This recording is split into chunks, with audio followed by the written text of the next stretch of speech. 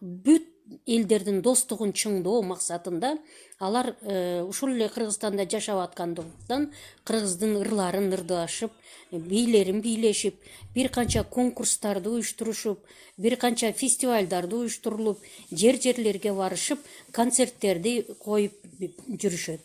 Бул жагынан Юрий Бабковдун Кыргызстандын тынчтыгы үчүн, элдердин достугу үчүн, ушу улуттар аралык мамилени жандандыруу максатында кошкон салымы өтө чоң.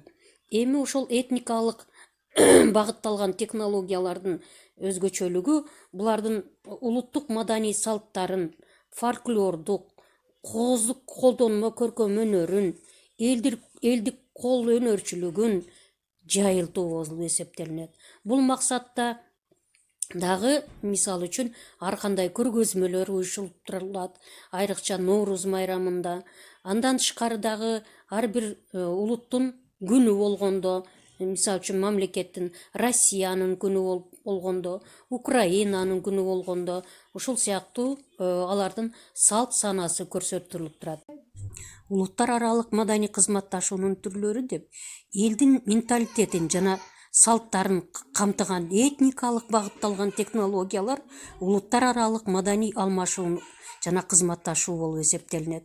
Бул планда маданиятты жана бош убакытты эс алууну өркүндөтүү максатында көптөгөн иштерди координациялоодо жана ишке ашырууда ЮНЕСКОнун жана башка эл аралык уюмдардын ролу чоң.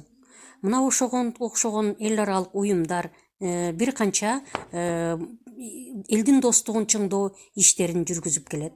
Социалдык маданий чөйрөдө улуттар аралык жана эл аралык алмашууну, кызматташуу технологияларын бөлүп кароого болбойт.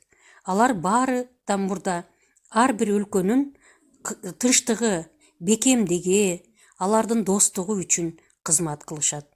Эң негизги максаты улуттар аралык достукту чыңдоо, улуттар аралык мамилени түзүү жана ынтымакты өркүндөтүү болуп эсептелинет.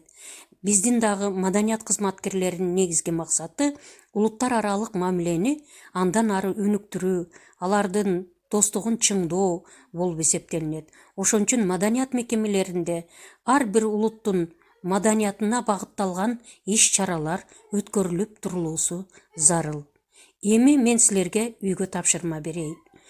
Үйдөн силер кандай Жалал Абадта кандай диаспоралар бар экендигин, алар кандай иштерди аткарып жаткандыгы тууралуу кичине маалымат таап, мага кийинки сабакта мага үй тапшырма катарында жооп бересиңер. Анда эмесе саламатта калгыла.